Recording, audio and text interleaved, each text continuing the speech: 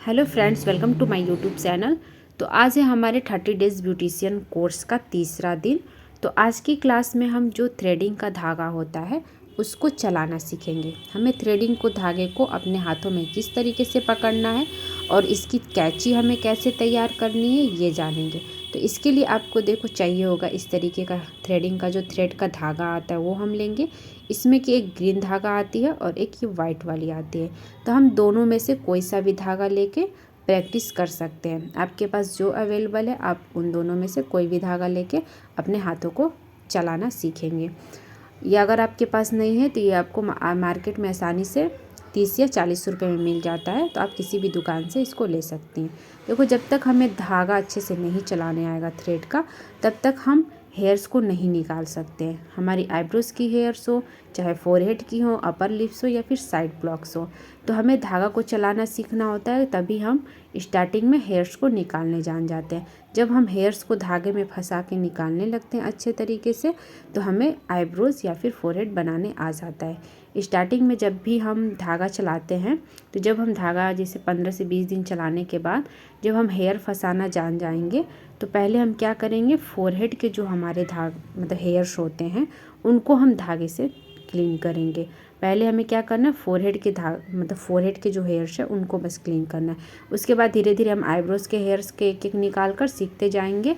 फिर उसके बाद हमें एक अच्छा सा आईब्रो का शेप देने आ जाएगा। इसके लिए कम से कम देखो 2 से 3 महीने लग जाना है। तो आपको घबराना नहीं है, बिल्कुल आराम से इसको सीखना। आपके घर में अगर कोई है तो आप उसके आईब्रोज़ पे प्रैक्टिस करो, या फिर जो फोरहेड है या फिर अपने पैर के जो हेयर्स है उनको हम निकालते हैं। इसके लिए जो धागा होगा जो राउंड वाला, इसको हम अपने लेफ़्ट हैंड में पकड़ लेंगे कुछ इस तरीके से। आपको लेफ़्ट हैंड में इस धागे को मुट्ठी में पकड़ लेना है।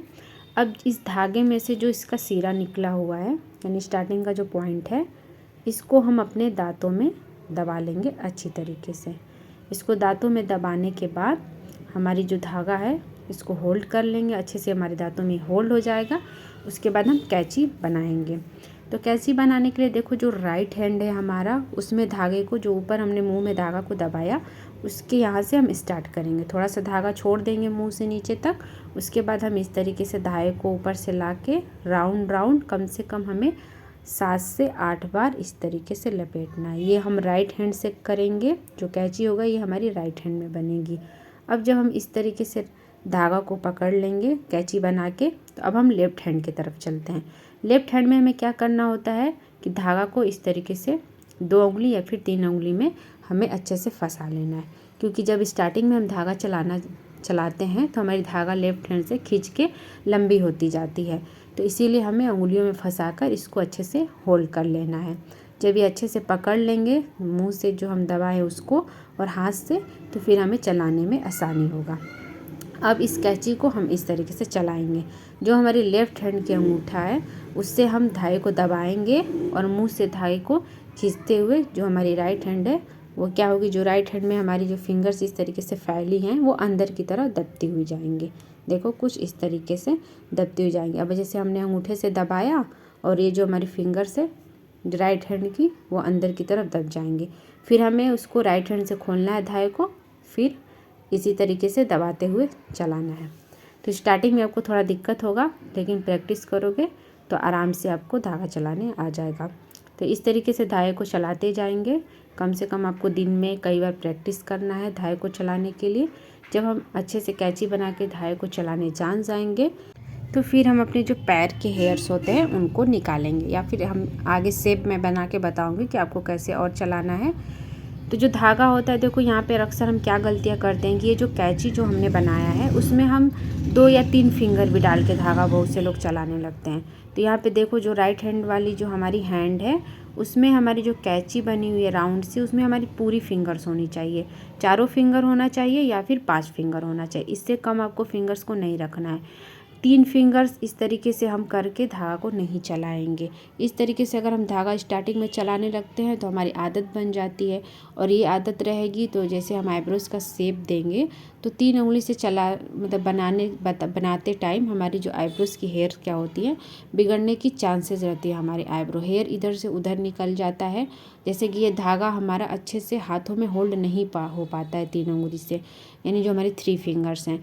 तो इसीलिए हमें हमेशा ध्यान देना है 4 उंगली कैंची के अंदर रहना चाहिए या फिर 5 उंगली रहना चाहिए, तभी हमें धागे को चलाना प्रैक्टिस करना चाहिए।